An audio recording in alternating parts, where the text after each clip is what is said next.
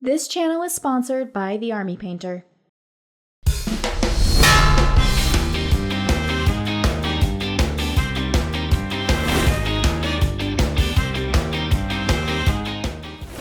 If you're the type of Chaos Knights player who'd rather keep their war dogs in the kennel and load up on the big stumpy death robots, Lords of Dread is probably going to sound pretty good to you. Fortunately, being a spike-pilled Knight Maxer is a viable way to play with this detachment, so stay tuned to find out how you can make the most out of this heretical jousting lance of robots from space hell. For detachment focuses, codex reviews, and hobby tutorials, subscribe to us here on YouTube. To read more, head to goonhammer.com. Link in the description.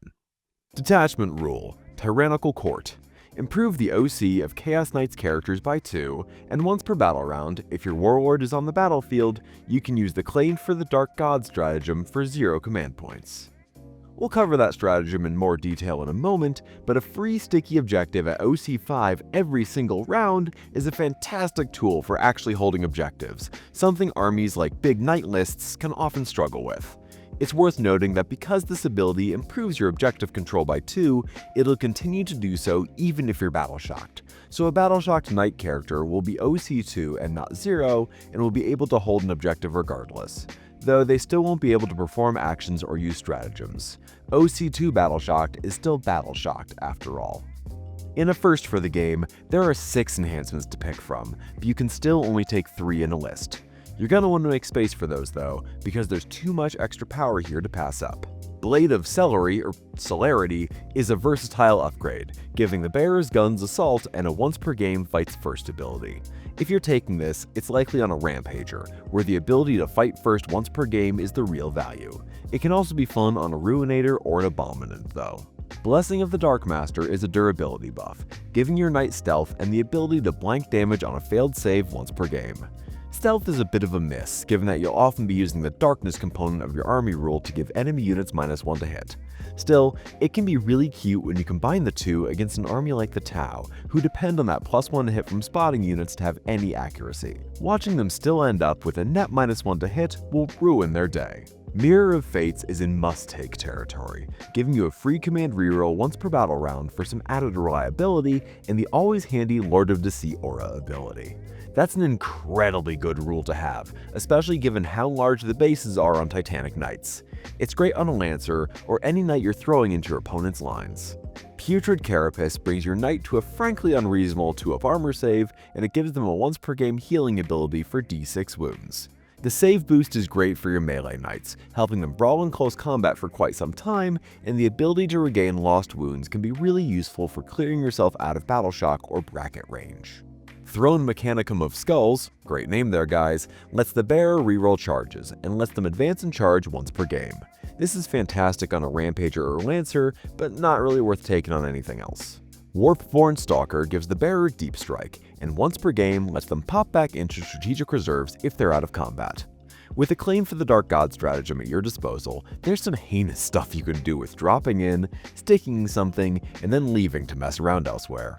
Being able to leave the table and come back is one of the game's strongest abilities, and this is pretty much a must-take in the army. All of these stratagems only work on Chaos Knights characters, meaning they only work on big knights. This means every war dog you bring will be fully unsupported, with no detachment, enhancement, or stratagem rules to help them. Claim for the Dark Gods is the keystone of this detachment, letting you sticky an objective in your command phase with an effective objective control characteristic of 5. It used to be usable in any phase, so it's not quite as good as it was, but it's still a genuinely great stratagem. That OC 5 is tough for a lot of the cheap harassment units out there to flip, and can keep those pesky deep strikers from nabbing your home objective. Spiteful Demise lets one of your knights explode on a 4-up instead of a 6-up. A 4-up is a bit risky, but on your bigger knights that do d6 plus 2 mortal wounds when they explode, it can be an extremely funny coin flip. Runes of Disdain is an expensive but useful defensive stratagem, reducing incoming damage by 1 on one of your knights until the end of the shooting or fight phase. If you're dealing with loads of damage 2 or 3 attacks coming in, this can be a lifesaver. Titanic Duel lets a knight reroll 1s to hit and wound against vehicles in the shooting or fight phase, with full rerolls if that unit is Titanic. This is the only way to give rerolls to a big knight in the entire book, and that consistency is much appreciated. Trophy Hunter lets a knight consolidate an extra 3 inches so long as they end that move in combat. The bonus movement is good to have, letting you clear a screen and pile into the squishy unit behind it, maybe even flipping an objective in the process. Just don't use it to throw your big toy into another nasty melee unit. Crushed Like Vermin is the Chaos Knight's answer to the grenade stratagem. After moving over a unit that's not a monster or vehicle, roll 6 dice and for each 4-up, cause a mortal wound. If any models are destroyed, that unit has to take a battle shock test, likely at a -1 thanks to your Dread aura. The name of the game here is to sticky as many objectives as possible and use your big knights to grind down your opponent so they can't take them back. This relies on your big knights doing what they need to do, and luckily there are a lot of enhancements to help them do exactly that. These lists used to be built around 6 big knights when that was an option, but at time of writing, points hikes mean they're more likely to be built around 3. This detachment is where you're most likely to see Knight Tyrants get play. They work particularly well with Warpborn Stalker to make up for their slow movement, and the ability to suddenly project a big no deep strike aura anywhere on the table with them can cause real problems for your opponents. Lancers, Despoilers, Atropos, and Rampagers also all show up in these lists, though the combination of advance and charge effects and the ability to explode on a 4-up tends to push these lists to run at least 1 melee knight. Finally, while you can sticky an objective per turn, you'll likely want some allies along for the ride, to act as screens and to perform actions. You aren't quite safe from having to do those yet. That tends to mean a unit of Plague Bearers and Beasts of Nurgle as dedicated activity doers. Now let's go over the strengths and weaknesses. Claim for the Dark Gods. This stratagem can be devastating against armies that rely on MSU squads with a total of OC5 or less, and it may just win you games as a result. Stratagems. Not to be outdone, there's a great toolkit of stratagems here outside of Claim for the Dark Gods. Things like Titanic Duel and Crushed Like Vermin are extremely good. Enhancements. All 6 enhancements are worth their points, and they're all worth considering. There's plenty of customization options for you here. Now unfortunately, this detachment especially is going to be vulnerable to certain fixed objectives. If you go too heavy on big knights, it's really easy for your opponent to just take Bring It Down and Assassinate, so you'll have to be careful of that when you build your list.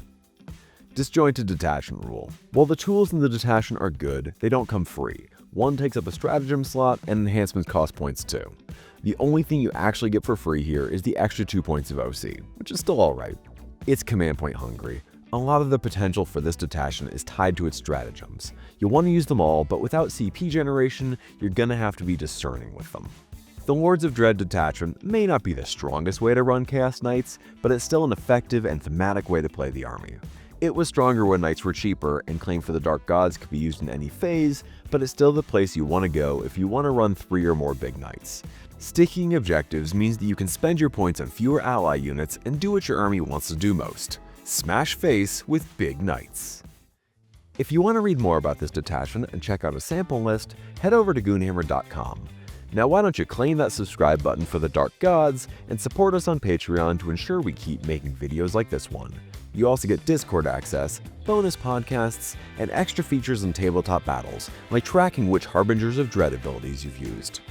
I've been Cambominant McDesecrator, and I'm pretty sure that the Dark Mechanicum Hellforges aren't OSHA compliant. Thanks for watching.